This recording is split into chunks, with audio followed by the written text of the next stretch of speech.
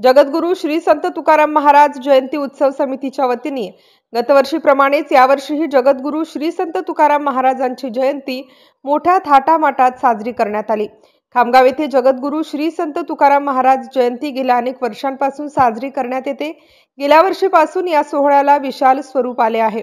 यावर्षी सुमारे 6000 भाविक सहभागी झाले होते। आज दिनांक 2 फेब्रुवारी रोजी सकाळी 7 वाजता संत तुकाराम महाराज सभागृह नांदुरा रोड खामगाव येथे संत तुकाराम महाराज स्मारकाचे कामगार तथा पालकमंत्री आकाश फुंडकर यांच्या हस्ते पूजन करून आरती करण्यात आली। यावेळी सागर फुंडकर, तुकाराम महाराज जयंती सोहळा उत्सव समितीचे अध्यक्ष, सर्व सदस्य आणि नागरिक मोठ्या संख्येने उपस्थित होते।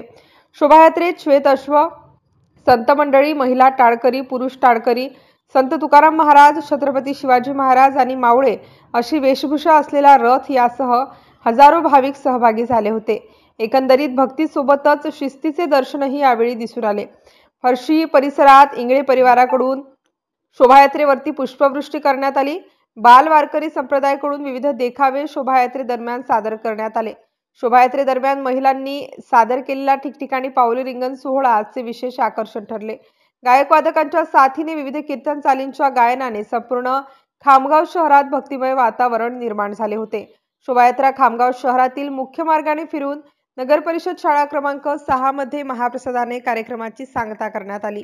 कार्यक्रमास देहू येथील तुकाराम महाराज संस्था अध्यक्ष तथा तुकाराम महाराज यांचे 10वे वंशज नितीन महाराज मोरे, चांगेफळ आश्रमचे संस्थापक अध्यक्ष राम भारती महाराज यांची विशेष उपस्थिती होती।